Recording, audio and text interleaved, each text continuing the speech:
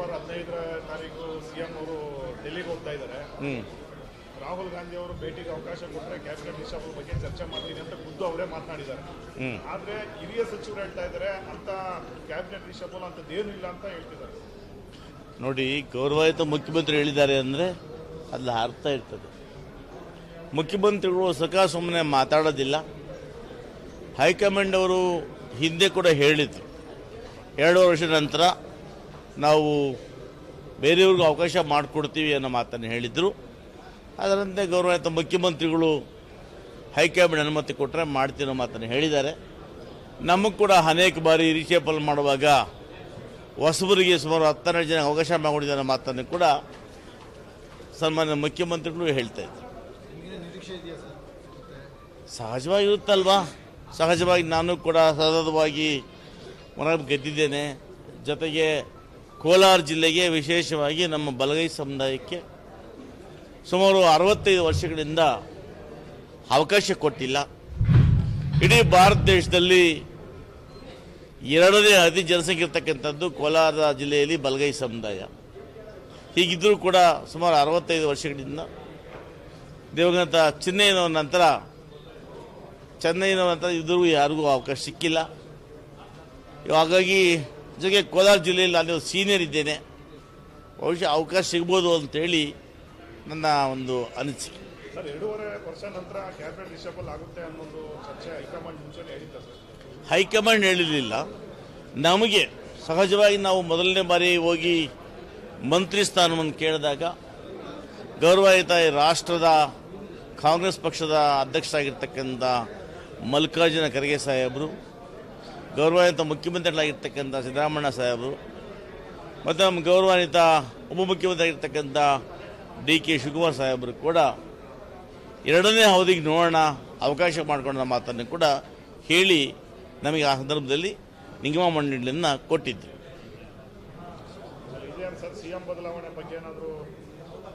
ನೋಡಿ, CM ಬದಲಾವಣೆ ಅಂತ ನಿಮ್ಮ ಮಾಧ್ಯಮಗಳು ಮಾತ್ರ ಹೇಳ್ತಾ ಇದ್ದೀರಿ ಅಷ್ಟೇ. CM ಕುರ್ಚಿ ಇವತ್ತು ಖಾಲಿ ಇಲ್ಲ. CM ಬದಲಾವಣೆ ಮಾಡ್ತಕ್ಕಂಥ ಶಕ್ತಿ ನಮ್ಮ ಯಾರು ಕೂಡ ಇಲ್ಲ. ಇಲ್ಲಿ CM ಬದಲಾವಣೆ ಮಾಡಬೇಕು ಅಂದರೆ ಹೈಕಮಾಂಡಲ್ಲಿ ಏನು ಒಪ್ಪಂದ ಆಗಿದೆ ನಮಗೆ ಗೊತ್ತಿಲ್ಲ. ನಮ್ಮ ಮಟ್ಟಕ್ಕಂತೂ ಸಿದ್ದರಾಮಣ್ಣ ಇದ್ದಾರೆ. ಈಗ CM ಕುರ್ಚಿ ಖಾಲಿ ಇಲ್ಲ. ಮುಂದೆ ತೆರವಾದರೆ ಆ ಪ್ರಯತ್ನಗಳು ನಡೀಬಹುದು. Thank you sir. ಅಭಿಪ್ರಾಯ ಪಡೆಯದೆ ಹೈಕಮಾಂಡ್ ಏಕಪಕ್ಷೀಯವಾಗಿ ನಿರ್ಧಾರ ತೆಗೆದುಕೊಂಡ್ರೆ ತಾವೆಲ್ಲ ಸ್ವಾಗತ ಮಾಡ್ತೀರಾ? ನೋಡಿ, ನನ್ನ ಪ್ರಕಾರ ಹೈಕಮಾಂಡ್ ನಿರ್ಧಾರಕ್ಕೆ ಸ್ವಾಗತ ಮಾಡ್ತೇವೆ. ಆದರೆ ಹೈಕಮಾಂಡು ಶಾಸಕರ ನಿರ್ಧಾರವನ್ನು ಬದಿಗೊತ್ತಿ ತೀರ್ಮಾನ ತಗೊಳ್ಳೋದಿಲ್ಲ ಅಂತ ನನ್ನ ಭಾವನೆ. ನವೆಂಬರ್ 15ರ ತಾರೀಕು ಸಿಎಂ ಅವರು ಡೆಲ್ಲಿಗೆ ಹೋಗ್ತಾ ಇದ್ದಾರೆ. ರಾಹುಲ್ ಗಾಂಧಿ ಅವರು ಭೇಟಿಗೆ ಅವಕಾಶ ಕೊಟ್ಟರೆ ಕ್ಯಾಬಿನೆಟ್ ರಿಷಫಲ್ ಬಗ್ಗೆ ಚರ್ಚೆ ಮಾಡ್ತೀನಿ ಅಂತ ಖುದ್ದು ಅವರೇ ಮಾತನಾಡಿದ್ದಾರೆ. ಆದ್ರೆ ಹಿರಿಯ ಸಚಿವರು ಹೇಳ್ತಾ ಇದ್ದಾರೆ ಅಂತ ಕ್ಯಾಬಿನೆಟ್ ರಿಷಫಲ್ ಅಂತದ್ದೇನು ಇಲ್ಲ ಅಂತ ಹೇಳ್ತಿದ್ದಾರೆ.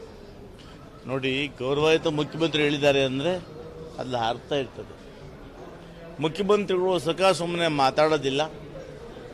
ಹೈಕಮಾಂಡ್ ಅವರು ಹಿಂದೆ ಕೂಡ ಹೇಳಿದ್ರು, 2 ವರ್ಷದ ನಂತರ ನಾವು ಬೇರೆಯವ್ರಿಗೂ ಅವಕಾಶ ಮಾಡಿಕೊಡ್ತೀವಿ ಅನ್ನೋ ಮಾತನ್ನು ಹೇಳಿದರು. ಅದರಂತೆ ಗೌರವಾನ್ವಿತ ಮುಖ್ಯಮಂತ್ರಿಗಳು ಹೈಕಮಾಂಡ್ ಅನುಮತಿ ಕೊಟ್ಟರೆ ಮಾಡ್ತೀನೋ ಮಾತನ್ನು ಹೇಳಿದ್ದಾರೆ.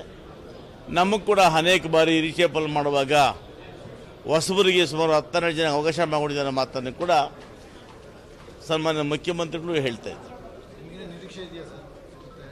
ಸಹಜವಾಗಿರುತ್ತಲ್ವಾ? ಸಹಜವಾಗಿ ನಾನು ಕೂಡ ಸತತವಾಗಿ ಮನವಿ ಗೆದ್ದಿದ್ದೇನೆ. ಜೊತೆಗೆ ಕೋಲಾರ ಜಿಲ್ಲೆಗೆ ವಿಶೇಷವಾಗಿ ನಮ್ಮ ಬಲಗೈ ಸಮುದಾಯಕ್ಕೆ ಸುಮಾರು 65 ವರ್ಷಗಳಿಂದ ಅವಕಾಶ ಕೊಟ್ಟಿಲ್ಲ. ಇಡೀ ಭಾರತ ದೇಶದಲ್ಲಿ 2ನೇ ಅತಿ ಜನಸಂಖ್ಯೆ ಇರ್ತಕ್ಕಂಥದ್ದು ಕೋಲಾರ ಜಿಲ್ಲೆಯಲ್ಲಿ ಬಲಗೈ ಸಮುದಾಯ. ಹೀಗಿದ್ದರೂ ಕೂಡ ಸುಮಾರು 65 ವರ್ಷಗಳಿಂದ ದಿವಂಗತ ಚೆನ್ನೈನವರ ನಂತರ ಇದ್ರೂ ಯಾರಿಗೂ ಅವಕಾಶ ಸಿಕ್ಕಿಲ್ಲ.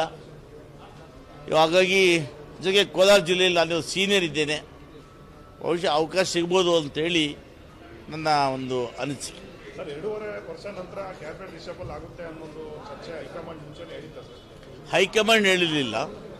ನಮಗೆ ಸಹಜವಾಗಿ ನಾವು ಮೊದಲನೇ ಬಾರಿ ಹೋಗಿ ಮಂತ್ರಿ ಸ್ಥಾನವನ್ನು ಕೇಳಿದಾಗ ಗೌರವಾನ್ವಿತ ರಾಷ್ಟ್ರದ ಕಾಂಗ್ರೆಸ್ ಪಕ್ಷದ ಅಧ್ಯಕ್ಷರಾಗಿರ್ತಕ್ಕಂಥ ಮಲ್ಲಿಕಾರ್ಜುನ ಖರ್ಗೆ ಸಾಹೇಬರು, ಗೌರವಾನ್ವಿತ ಮುಖ್ಯಮಂತ್ರಿಗಳಾಗಿರ್ತಕ್ಕಂಥ ಸಿದ್ದರಾಮಣ್ಣ ಸಾಹೇಬರು ಮತ್ತು ನಮ್ಮ ಗೌರವಾನ್ವಿತ ಉಪಮುಖ್ಯಮಂತ್ರಿ ಆಗಿರ್ತಕ್ಕಂಥ DK ಶಿವಕುಮಾರ್ ಸಾಹೇಬರು ಕೂಡ ಎರಡನೇ ಅವಧಿಗೆ ನೋಡೋಣ ಅವಕಾಶ ಮಾಡಿಕೊಂಡ ಮಾತನ್ನು ಕೂಡ ಹೇಳಿ ನಮಗೆ ಆ ಸಂದರ್ಭದಲ್ಲಿ ನಿಗಮ ಮಂಡಳಿಯನ್ನು ಕೊಟ್ಟಿದ್ದರು. ಇದೇನು ಸರ್ ಸಿಎಂ ಬದಲಾವಣೆ ಬಗ್ಗೆ ಏನಾದರೂ ನೋಡಿ, CM ಬದಲಾವಣೆ ಅಂತ ನಿಮ್ಮ ಮಾಧ್ಯಮಗಳು ಮಾತ್ರ ಹೇಳ್ತಾ ಇದ್ದೀರ ಅಷ್ಟೇ. CM ಕುರ್ಚಿ ಇವತ್ತು ಖಾಲಿ ಇಲ್ಲ. CM ಬದಲಾವಣೆ ಮಾಡ್ತಕ್ಕಂಥ ಶಕ್ತಿ ನಮ್ಮ ಯಾರು ಕೂಡ ಇಲ್ಲ. ಇಲ್ಲಿ CM ಬದಲಾವಣೆ ಮಾಡಬೇಕು ಅಂದರೆ ಹೈಕಮಾಂಡಲ್ಲಿ ಏನು ಒಪ್ಪಂದ ಆಗಿದೆ ನಮಗೆ ಗೊತ್ತಿಲ್ಲ. ನಮ್ಮ ಮಟ್ಟಕ್ಕಂತೂ ಸಿದ್ದರಾಮಣ್ಣ ಇದ್ದಾರೆ. ಈಗ CM ಕುರ್ಚಿ ಖಾಲಿ ಇಲ್ಲ. ಮುಂದೆ ತೆರವಾದರೆ ಆ ಪ್ರಯತ್ನಗಳು ನಡೀಬೋದು. Thank you sir. ಅಭಿಪ್ರಾಯ ಪಡೆಯದೆ ಹೈಕಮಾಂಡ್ ಏಕಪಕ್ಷೀಯವಾಗಿ ನಿರ್ಧಾರ ತೆಗೆದುಕೊಂಡ್ರೆ ತಾವೆಲ್ಲ ಸ್ವಾಗತ ಮಾಡ್ತೀರಾ? ನೋಡಿ, ನನ್ನ ಪ್ರಕಾರ ಹೈಕಮಾಂಡ್ ನಿರ್ಧಾರಕ್ಕೆ ಸ್ವಾಗತ ಮಾಡ್ತೇವೆ. ಆದರೆ ಹೈಕಮಾಂಡು ಶಾಸಕರ ನಿರ್ಧಾರವನ್ನು ಬದಿಗೊತ್ತಿ ತೀರ್ಮಾನ ತಗೊಳ್ಳೋದಿಲ್ಲ ಅಂತ ನನ್ನ ಭಾವನೆ. ನವೆಂಬರ್ 15ರ ತಾರೀಕು ಸಿಎಂ ಅವರು ಡೆಲ್ಲಿಗೆ ಹೋಗ್ತಾ ಇದ್ದಾರೆ. ರಾಹುಲ್ ಗಾಂಧಿ ಅವರು ಭೇಟಿಗೆ ಅವಕಾಶ ಕೊಟ್ಟರೆ ಕ್ಯಾಬಿನೆಟ್ ರಿಷಬಲ್ ಬಗ್ಗೆ ಚರ್ಚೆ ಮಾಡ್ತೀನಿ ಅಂತ ಖುದ್ದು ಅವರೇ ಮಾತನಾಡಿದ್ದಾರೆ. ಆದ್ರೆ ಹಿರಿಯ ಸಚಿವರು ಹೇಳ್ತಾ ಇದ್ದಾರೆ ಅಂತ ಕ್ಯಾಬಿನೆಟ್ ರಿಷಬಲ್ ಅಂತದ್ದೇನು ಇಲ್ಲ ಅಂತ ಹೇಳ್ತಿದ್ದಾರೆ. ನೋಡಿ, ಗೌರವಾನ್ವಿತ ಮುಖ್ಯಮಂತ್ರಿ ಹೇಳಿದ್ದಾರೆ ಅಂದರೆ ಅಲ್ಲಿ ಅರ್ಥ ಇರ್ತದೆ. ಮುಖ್ಯಮಂತ್ರಿಗಳು ಸುಮ್ಮನೆ ಮಾತಾಡೋದಿಲ್ಲ. ಹೈಕಮಾಂಡ್ ಅವರು ಹಿಂದೆ ಕೂಡ ಹೇಳಿದ್ರು, 2 ವರ್ಷದ ನಂತರ ನಾವು ಬೇರೆಯವ್ರಿಗೂ ಅವಕಾಶ ಮಾಡಿಕೊಡ್ತೀವಿ ಅನ್ನೋ ಮಾತನ್ನು ಹೇಳಿದರು. ಅದರಂತೆ ಗೌರವಾನ್ವಿತ ಮುಖ್ಯಮಂತ್ರಿಗಳು ಹೈಕಮಾಂಡ್ ಅನುಮತಿ ಕೊಟ್ಟರೆ ಮಾಡ್ತೀನೋ ಮಾತನ್ನು ಹೇಳಿದ್ದಾರೆ. ನಮಗೆ ಕೂಡ ಅನೇಕ ಬಾರಿ ರೀಶೇಪಲ್ ಮಾಡುವಾಗ ಹೊಸಬರಿಗೆ ಸುಮಾರು 12 ಜನ ಅವಕಾಶ ಮಾಡಿಕೊಡಿದ ಅನ್ನೋ ಮಾತನ್ನು ಕೂಡ ಸನ್ಮಾನ್ಯ ಮುಖ್ಯಮಂತ್ರಿಗಳು ಹೇಳ್ತಾ ಇದ್ದಾರೆ. ಸಹಜವಾಗಿರುತ್ತಲ್ವಾ? ಸಹಜವಾಗಿ ನಾನು ಕೂಡ ಸತತವಾಗಿ ಮನ ಗೆದ್ದಿದ್ದೇನೆ. ಜೊತೆಗೆ ಕೋಲಾರ ಜಿಲ್ಲೆಗೆ ವಿಶೇಷವಾಗಿ ನಮ್ಮ ಬಲಗೈ ಸಮುದಾಯಕ್ಕೆ ಸುಮಾರು 65 ವರ್ಷಗಳಿಂದ ಅವಕಾಶ ಕೊಟ್ಟಿಲ್ಲ. ಇಡೀ ಭಾರತ ದೇಶದಲ್ಲಿ 2ನೇ ಅತಿ ಜನಸಂಖ್ಯೆ ಇರ್ತಕ್ಕಂಥದ್ದು ಕೋಲಾರ ಜಿಲ್ಲೆಯಲ್ಲಿ ಬಲಗೈ ಸಮುದಾಯ.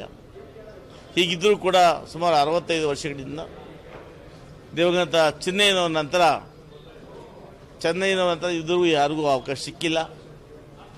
ಹಾಗಾಗಿ ಜೊತೆಗೆ ಕೋಲಾರ ಜಿಲ್ಲೆಯಲ್ಲಿ ನಾನು ಸೀನಿಯರ್ ಇದ್ದೇನೆ, ಬಹುಶಃ ಅವಕಾಶ ಸಿಗ್ಬೋದು ಅಂತೇಳಿ ನನ್ನ ಒಂದು ಅನಿಸಿಕೆ. ಸರ್, 2.5 ವರ್ಷ ನಂತರ ಕ್ಯಾಬಿನೆಟ್ ರಿಷಬಲ್ ಆಗುತ್ತೆ ಅನ್ನೋದು ಚರ್ಚೆ ಹೈಕಮಾಂಡ್ ಮುಂಚೆನೇ ಹೇಳಿದ್ದ ಸರ್? ಹೈಕಮಾಂಡ್ ಹೇಳಿರಲಿಲ್ಲ. ನಮಗೆ ಸಹಜವಾಗಿ ನಾವು ಮೊದಲನೇ ಬಾರಿ ಹೋಗಿ ಮಂತ್ರಿ ಸ್ಥಾನವನ್ನು ಕೇಳಿದಾಗ ಗೌರವಾನ್ವಿತ ರಾಷ್ಟ್ರದ ಕಾಂಗ್ರೆಸ್ ಪಕ್ಷದ ಅಧ್ಯಕ್ಷರಾಗಿರ್ತಕ್ಕಂಥ ಮಲ್ಲಿಕಾರ್ಜುನ ಖರ್ಗೆ ಸಾಹೇಬರು, ಗೌರವಾನ್ವಿತ ಮುಖ್ಯಮಂತ್ರಿಗಳಾಗಿರ್ತಕ್ಕಂಥ ಸಿದ್ದರಾಮಣ್ಣ ಸಾಹೇಬರು ಮತ್ತು ನಮ್ಮ ಗೌರವಾನ್ವಿತ ಉಪಮುಖ್ಯಮಂತ್ರಿ ಆಗಿರ್ತಕ್ಕಂಥ DK ಶಿವಕುಮಾರ್ ಸಾಹೇಬರು ಕೂಡ ಎರಡನೇ ಅವಧಿಗೆ ನೋಡೋಣ ಅವಕಾಶ ಮಾಡಿಕೊಂಡ ಮಾತನ್ನು ಕೂಡ ಹೇಳಿ ನಮಗೆ ಆ ಸಂದರ್ಭದಲ್ಲಿ ನಿಗಮ ಮಂಡಳಿಯನ್ನು ಕೊಟ್ಟಿದ್ದರು. ಇದೇನು ಸರ್ ಸಿಎಂ ಬದಲಾವಣೆ ಬಗ್ಗೆ ಏನಾದರೂ ನೋಡಿ, CM ಬದಲಾವಣೆ ಅಂತ ನಿಮ್ಮ ಮಾಧ್ಯಮಗಳು ಮಾತ್ರ ಹೇಳ್ತಾ ಇದ್ದೀರ ಅಷ್ಟೇ. CM ಕುರ್ಚಿ ಇವತ್ತು ಖಾಲಿ ಇಲ್ಲ. CM ಬದಲಾವಣೆ ಮಾಡ್ತಕ್ಕಂಥ ಶಕ್ತಿ ನಮ್ಮ ಯಾರು ಕೂಡ ಇಲ್ಲ. ಇಲ್ಲಿ CM ಬದಲಾವಣೆ ಮಾಡಬೇಕು ಅಂದರೆ ಹೈಕಮಾಂಡಲ್ಲಿ ಏನು ಒಪ್ಪಂದ ಆಗಿದೆ ನಮಗೆ ಗೊತ್ತಿಲ್ಲ. ನಮ್ಮ ಮಟ್ಟಕ್ಕಂತೂ ಸಿದ್ದರಾಮಣ್ಣ ಇದ್ದಾರೆ. ಈಗ CM ಕುರ್ಚಿ ಖಾಲಿ ಇಲ್ಲ. ಮುಂದೆ ತೆರವಾದರೆ ಆ ಪ್ರಯತ್ನಗಳು ನಡೀಬೋದು. Thank you sir. ಅಭಿಪ್ರಾಯ ಪಡೆಯದೆ ಹೈಕಮಾಂಡ್ ಏಕಪಕ್ಷೀಯವಾಗಿ ನಿರ್ಧಾರ ತೆಗೆದುಕೊಂಡ್ರೆ ತಾವೆಲ್ಲ ಸ್ವಾಗತ ಮಾಡ್ತೀರಾ? ನೋಡಿ, ನನ್ನ ಪ್ರಕಾರ ಹೈಕಮಾಂಡ್ ನಿರ್ಧಾರಕ್ಕೆ ಸ್ವಾಗತ ಮಾಡ್ತೇವೆ. ಆದರೆ ಹೈಕಮಾಂಡು ಶಾಸಕರ ನಿರ್ಧಾರವನ್ನು ಬದಿಗೊತ್ತಿ ತೀರ್ಮಾನ ತಗೊಳ್ಳೋದಿಲ್ಲ ಅಂತ ನನ್ನ ಭಾವನೆ.